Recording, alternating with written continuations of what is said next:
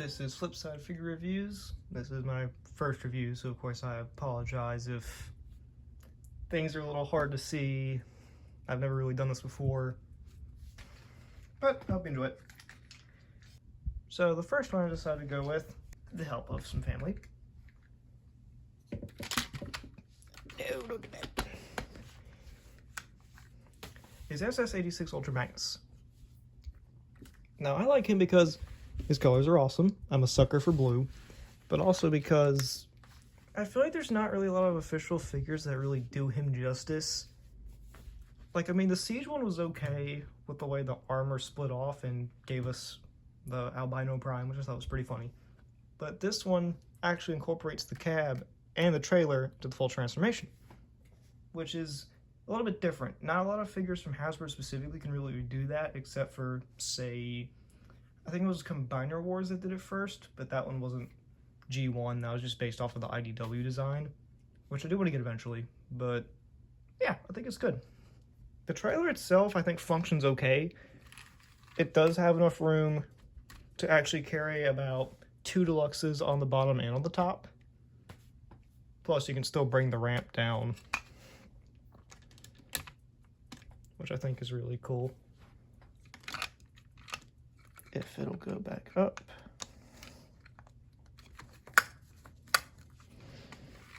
And despite the fact that the two are connected, they can actually split apart and have the trailer by itself, and it stays pretty still. And you don't have to have like a kickstand to stand it up, unlike Optimus's trailer. And the truck actually looks pretty good on its own. Definitely feels like a very skinny truck, but I mean, it's pretty good. And of course, if for some reason you don't want it to move, you can just lock it in place into the hitch, which you can still turn it, but it also keeps it connected. Although there's only like one major flaw I actually have with this figure, specifically in the truck mode. I'll disconnect it so you can see it better. So from the side, it looks good, right? Everything holds into place. Except for one very small issue. These hinges do an absolutely horrible job of staying still, and the tabs do not work. The back ones are fine. No complaints here. Everything here holds together very well. Holds them on the outside and the inside. So please, can someone explain to me why this never wants to stay in place? I could try to push it together with all my might. Those tabs can go in. Push these in. It immediately loses shape. Sometimes it stays together, sometimes it doesn't. Again, this could just be a problem with my copy, or this could be with other figures. I'm not sure. But I mean, other than that, I think the truck mode's pretty much perfect. Here he is next to SS86 Optimus Prime, SS86 Bumblebee, and Missing Link Nemesis Prime, which is about roughly the same size as what it would be next to G1 Optimus, which I don't have because, yeah, I'm not buying that anytime soon. And here he is next to not only the best vehicle mode of a Transformer I have ever seen, and the best figure that Hasbro and Takara have ever produced. Revenge of the Fallen Skids and Mudflap. Now for the fun part, transforming him. Now, you can do this 2 separate ways. I mean, it's the same either way, it just entirely depends on you. You can either separate it and transform the main trailer part and then transform the truck cab. Usually that's what I do, although you really don't have to. It's just a little bit easier, which I will do for this review. So first, we're gonna unhook the trailer hitch and take off the weapons. And with that, we can start the transformation. First thing I'm gonna do is undo these side flaps and fold them in. You can do that on each side. Hope y'all can see that all right. And then there's these gap fillers, which I actually think is a genius idea. And just push them in on both sides. Then unhook these. And you can just kind of lift it up one. As for the rest of it, you're just kind of disassembling the whole leg area. these flaps fold in. You'll hear it when it clicks. Actually, we're going to make this a little bit easier and go ahead and separate these just so you can see everything. And then the main belt piece, you can just go ahead and fold that down. That tab goes into this part right here. Should be clipped in. This little piece right here, just spin it around. There you go. It's not really going to clip into place, but you can just kind of have to eyeball it to make sure it's straight. And then for the legs, it's a little weird. It's like there's like a double hinge in here. So we have to do, I'll turn it around so you can see it. You have to pull them up and then it clicks into place. Because there's tabs that go inside the leg. And then I'll do it on the other leg again so you can see it. So you have to pull it out. And then there's a tab that clips into the leg.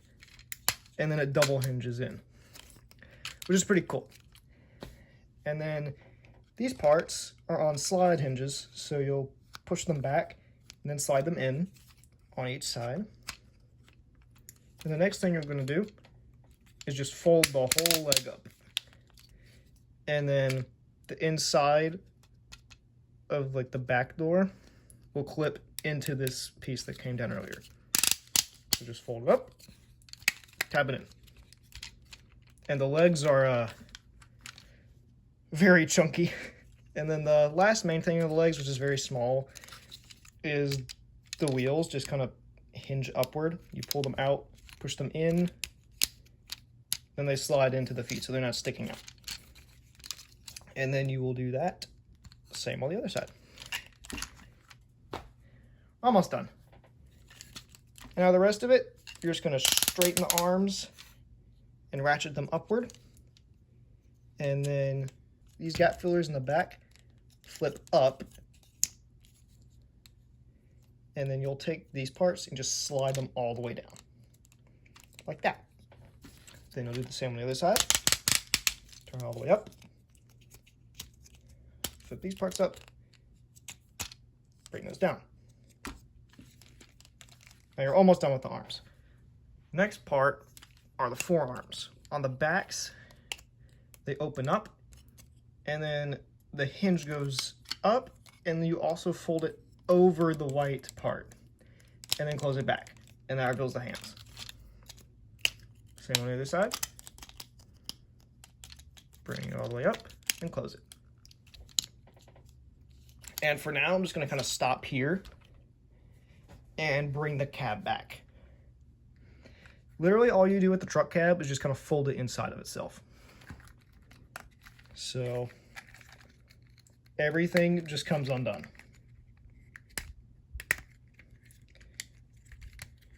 It's just like an origami cube. You're just unfolding everything. This folds in. And then this part kind of folds up for now. This folds up around, and then that reveals the head. Pull that up for now. All the tires fold in, and like that. Then you can just kind of bring this up. There's his head. Well, we'll fold that in first. There you go. Then this comes over it. You can fold this over, fold the smokestacks in, and then once that's done, it'll click. And then the doors just do like this. You can leave this up for right now. Then the next thing you're going to do is come to the back, and the trailer hitch will plug back into the cab. You push it in, and it's kind of slide down until it clicks about here. And then it just folds over the rest of it. So now we'll fold these over until it clicks. Same on the other side. And then the arms just kind of accordion into place. So this hinge will come back, this will come over, and then the shoulders push into the side.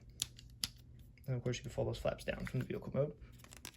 Same thing on the other side, the accordion in. And then these red pieces, which are very thin, so be very careful. They haven't snapped.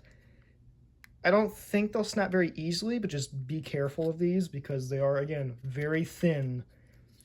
And then they just plug into these tabs on the top. So you just fold it down, and that miraculously holds the entire arm together. So on the other side. And there is Ultra Magnus. Then, of course, you can bring the rocket launchers back, plug them onto the sides of the shoulders, and there you go. That's Ultra Magnus. I definitely think they did a good job with him. He is very, very big. Very, very big. He has really good light piping, which you can't really see from where I'm sitting, but it's built into the back of the head, and then it makes his eyes glow like blue, which I think is really cool. And probably my favorite part of this whole figure, this part right here, you pull it open, and the windows spring open, so you can see his matrix chamber, which I'm not going to take out. Well, I guess I can take out. Of course, it comes with a tiny matrix. You just very carefully plug it back in. Then you just close these back, push that over it, and there you go. He also comes with two guns. It comes with this big gun, plug into his hand, and this really tiny gun, which can either go in his hand, and then both of these can also plug into his back. Well, one of them can plug into the back, and there's a little port right here, and there'll be a tab on the side of the gun that you can just put there. Now, he does also come with a couple of blast effects, but I'm currently using them on display, and I don't really want to move them because they're in a very specific spot. But he does come with blast effects, which sadly was one of the last, he's one of like the last figures that came with blast effects in the Studio Series that I can remember at least, which correct me in the comments if I'm wrong. But I miss when they did the blast effects. Anyway, now we're going to go into the posability. So the interesting thing about how he poses, there's like one very, very tiny issue with how you pose him. And I'll show you now. So his arms can do full 360, which is awesome. They can both go out very far. You can have T-posing Magnus. Oh no, it's good, Phil. And then, of course, he's about 9 degrees at the elbow. Then you can just straighten it back and yeah, that's the main problem. You see, the problem with his arm is that the hinge that brings it in doesn't really lock into place very well. Like, it kind of locks in, but the moment you try to push his arm back, it just completely comes undone, which is mainly there for like transformation, but it also does play into another factor that I'll show you in a minute. Other cool things about him, he does have posable hands. You can bring out his, it's a little difficult with the way the arms go around it. He has 2 joints on his pointing figure, so you can do that. And then he also has 2 joints on his other fingers that are joined together, so you can bend at the knuckle and at the fingers. So you can get him to some really good poses with his hands, at least. One thing that's a problem, again, I don't know if it's just my copy or in general, his hand does not grab his gun very well. Like, if you straighten it, it could lose grip very easily. It's very loose. You'd think for a dude this big with such big hands, he'd have a better grip on his weapons. Yeah, sorry for the camera being rattly. As for below the waist, skirt flaps on the side can go out. Then the back can go out to get a perfect back kick. Now, if you try to kick up front, you gotta lift the front belt. Awesome. He can go full 90 degrees forward and back. And move out his arms and his side flaps. He can do a perfect split. Then, of course, you move his knee back 90 degrees. Or you can also do like the double jointed thing and go like a little bit past 90 degrees if you want to. But that's completely optional. And he does have a decent ankle pivot. So you can get him in a little bit of an A stance. Well, yeah, that's pretty much most of the articulation. And of course, you do get a waist swivel, which can do a full 360. Pretty awesome, right? I'd say for how big he is, he has really good posability. And now, of course, there is one more thing he can do, which is the cause for the loose arms. Yeah, so here's the fun part. You can dismember him. Which is kind of funny considering that he just got completely blown up when Galvatron stole the Matrix from him. And the fact that you can recreate that by just tearing him apart is actually really funny to me.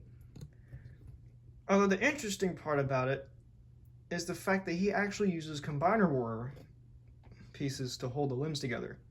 So like on the insides of the legs, you have these spring-loaded tabs that I'm not sure if it could work, but considering the way the combiner war pieces works, you can't really connect these to any combiner war figures, although I do think that'd be really funny.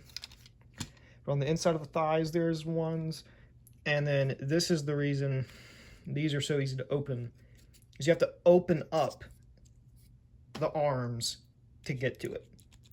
Which is good, because that means that when you go to put them back together, and you slide it on, and you fold it back, it locks it in place, kind of, so that it conceals the pegs, so that way it keeps the arms locked in.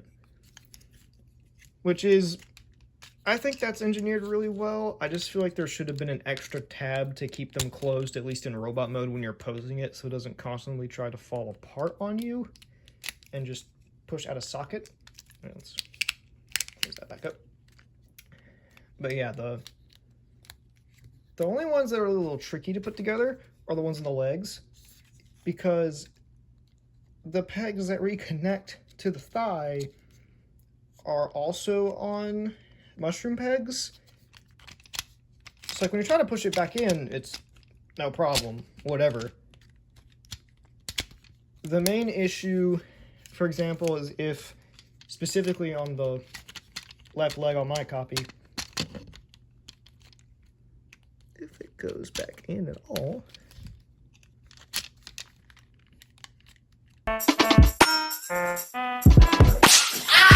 We're just gonna pretend I got that on the first try. So on the inside, at least on this leg, as I was saying, if I try to pull it out, it will just straight up pull it off of the mushroom peg instead of the joint. So keep in mind when you separate them, you have to push the red part in to separate it. But yeah, he's really good in robot mode. Here's Ultra Magnus standing next to SS86 Optimus Prime, to SS86 Bumblebee. Wow, he is, I keep forgetting how small for the looks he is. SS86 Scourge, SS86 Skywarp, or just the new SS86 Seeker Mold in general. And here he is next to SS86 Galvatron. Now, there is a bit of a difference with Galvatron here because I did get the DNA upgrade kit, which I highly recommend you get, because not only does it make him more size accurate, but it also gives him a much better head. Anyway, I'll look more into him on another review. But yeah, so that's the height difference there.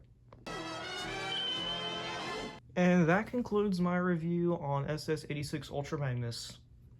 I would definitely recommend him, not only if you're trying to complete the SS86 figure lineup for the Autobots or movie cast, but also just because he's a really good Ultra Magnus figure. Minus the small flaws I have with him that could just be on my figure. Your tolerance issues could be a bit better on him. My only other issue is actually being able to find the figure. Because currently on eBay, he's like overpriced, at least to my knowledge at least, and he wasn't really put out very well in stores. So you can pretty much only find him online unless you find him at a GameStop, which I've seen some people have found. So the main problem with him is honestly just going to be able to get your hands on him, which, if you can get your hands on him for a decent price, I'd say it's 100% worth it. Yeah. As for that, I hope you enjoyed my review. Again, I apologize for any shaky camera movements. This is still my first video. But, hope you enjoy, and see you in the next one. Oh, he dead. He dead.